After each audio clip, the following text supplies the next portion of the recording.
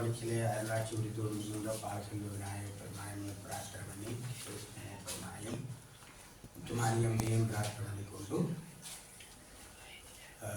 இங்கே வருகின்ற மதிப்புக்குரிய சக விரிவுரையாளர் திருவாதித்ய அவர்களே, இந்த நிகழ்வை பொறுப்பேற்று நடாத்தி கொண்டிருக்கிற ஆசிரியர் பெருமக்களே, எல்லோருக்கும் இந்த நேர வணக்கங்களை தெரிவித்துக் கொள்வதிலே மகிழ்ச்சி அடைகின்றேன்.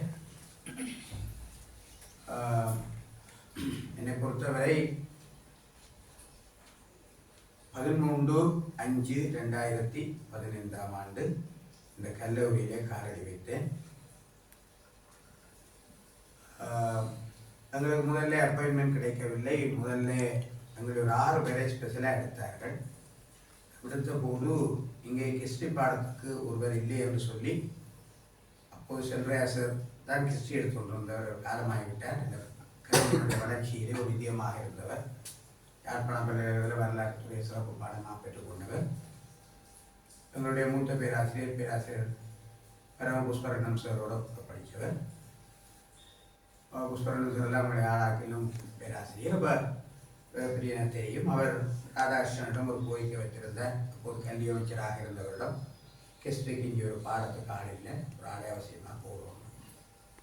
அப்போ இன்டர்வியூவில் முதல்ல என்ற பேர் வந்தவழியாக என்னை செலக்ட் பண்ணினார்கள். அப்போ எனக்கு இந்த கல்லூரியை பற்றி தெரியாது.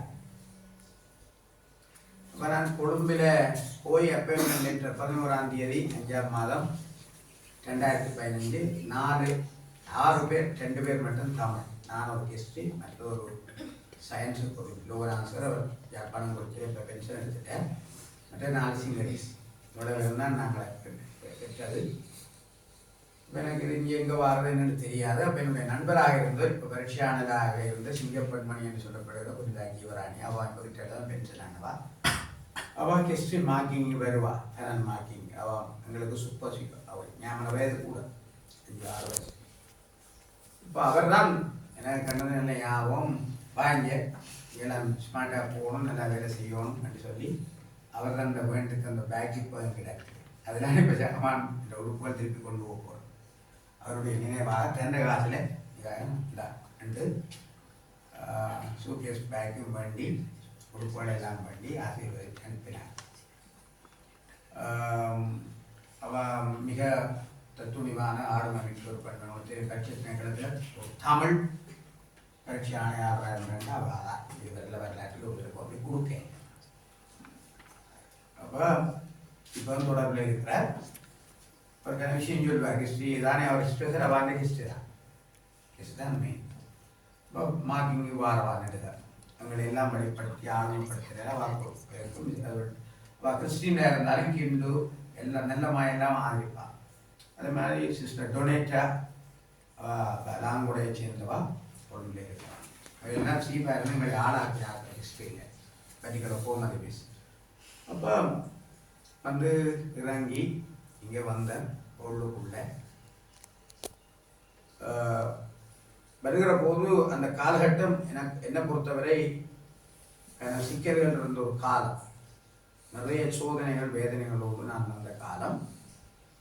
பொதுவாக என்னுடைய வாழ்க்கை நிறைய சோதனை வேதனைகள் நிறைந்தது. இந்த மாதிரி நீங்கள் ஒருத்தரும் கஷ்டப்பட்டுக்க மாட்டீங்க. ஆனாலும் எல்லாத்தையும் சுதாகரித்து கொண்டு நாங்கள் வளர்ப்புறத்துக்கு வளர்ந்திருக்கிறோம். அப்பா அவருடைய நிலையிலே அவர் ஒரு பெரிய அளவில் உழைப்பாளியாக இல்லாத இருந்தப்போ, அவர் பென்ஷனியராக இருந்தாலும் அவருடைய சிச்சுவேஷன் இராணுவ காலங்கள் பிரச்சனையான காலங்களால் பென்ஷனை குறையிலோட இந்த வேலையை குறையிலோட வந்தது. அப்போ அம்மா வந்து ஏதோ தன்னால் இயன்றதை மிச்சம் முடிச்சு சாப்பாடு தான் தருவோம். ஆனால் அதிகம் நாங்கள் உழைச்சி தான் படிக்கிறாங்க. யுத்தம் நிறைந்த காலம். இந்திய இராணுவம் இல்லை, இந்திய இராணுவம் இல்லை, இராணுவ பிரச்சனை, பல்கலைக்கழகத்தில் பாடம் பிரச்சனை, உரிய காலங்களை முடிக்க முடியாமல் பல குண்டடிகள், செல் பொம்பிங், கிரவுண்ட் பங்கருக்க பொருளாதார தடைகள், நிறைய பிரச்சனை. எங்களை பிரேமதாசாரர் வந்து குப்பி விளக்கிற பிரச்சனை தான் சொல்லுவார். எங்களுடைய 4 யோகநாதன் ஒரு ஸ்காலர்ஷிப் விளக்க போகிற போது அதுக்கு ஒரு பெரிய சைனா ஹைகோர்ட் சென்று போய் செய்கிறார். இலங்கைக்கு வர நிறைய பொருளாதார இதில் அவர் இருக்கிறார். இப்போ அவங்கள பழையமான சமைத்து வந்தது. அவன் வந்து 4 years மேனேஜ்மெண்ட். அவன் போய்களை குப்பி குளத்தில் படித்தான்னு சொன்னால் வால்கட்டையில் ஒரு திரியை போட்டு கீழே பஞ்சு வச்சு அதுக்கு ஒரு மூடி எண்ணெய் விட்டு, மண்ணெண்ணெய் ஒரு மூடி வெட்டுறதே கஷ்டம். ஒரு போத்து மண்ணெண்ணெய் எடுக்கிறார் விட்டு கிட்ட வச்சு படிச்சு, அதில் கண்ணெல்லாம் இப்போ ஏதோ கண்ணிப்பீங்க. அப்படி கஷ்டமான காலத்தில் நாங்கள் படித்தோம். சரியா? கோயில் எழுதிட்டு 7க்கு வருமானு தெரிஞ்சுட்டு நாங்கள் ஒரு நாளும் காலையில் 5 வெங்காயம் வச்சு போய் தண்ணி இறைச்சிட்டு ஆரம்பத்தில் தண்ணி இறைச்சிட்டா ஸ்கூலுக்கு ஓடி வருவோம். ஏஎல் படிச்சுட்டு கேம்பஸுக்கு போகிறதுக்கு பிஸ்னஸ் செய்து காசு சேர்த்து வச்சாங்க. அரிசி அதெல்லாம் சைக்கிளில் கட்டி, அது மொடஜைகள் இல்லை, புஷ் சைக்கிளில் கட்டி பிஸ்னஸ் செய்து வச்சாங்க. யூனிவர்சிட்டி கிடைச்சா பிறகு யூனிவர்சிட்டியை படிக்கிறதுக்காக டியூஷன் தொடங்கினாங்க. அப்போ என்னுடைய கல்வி பாரம்பரியத்தில் நான் 1990ஆம் ஆண்டு முதலாவது ஏஎல் பட்சிக்கு நான் டியூஷன் தொடங்கிட்டேன். 9 பேர் படித்தவர்கள், 7 பேர் பல்கலைக்கழகம் போனார்கள், 2 பேர் மேலே போயிட்டார். அப்போ நீண்ட காலம் பேராசிரியர் பல்கலைக்கழக பேராசிரியர் துணைவேந்தர் உங்களுக்கு தெரியும் அக்பர் பாலங்கட்டின் அவர் உற்றுநோக்கு இருந்தபடியா அவருடைய சிந்தனையிலே ஒரு கல்வி நிறுவனத்தை 1990 தொடங்கினாங்க. இப்போ அது இயங்கி கொண்டிருக்கு.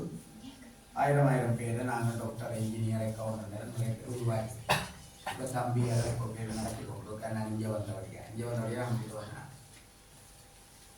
அப்போ யார்கிட்டையும் கடமைப்படாமல் உழைச்சுழைச்சி இப்பவும் ஒரு தடவை கை கட்டி நான் படிச்சு டிகிரி முடிச்ச போதும் இப்பவும் படிச்சோம் தான் இருக்கிறோம். சரியா? இந்தியாவுக்கு நான் இன்டர்நேஷனல் செமினாரு கூட்டு வந்தவங்க கூட நான் உயர்ந்த காசு வந்தேன். அப்போ அது ஏன்னு கூட சொல்கிறேன்னா உங்களை அனுபவத்துக்காக கடவுள்கிட்ட கை வேண்ட விடே இல்லை. பெரியம்மா சில பேர் சொந்தம் வசதியாக இருந்த போது நான் போய்ட்டு கை வேண்டாம்.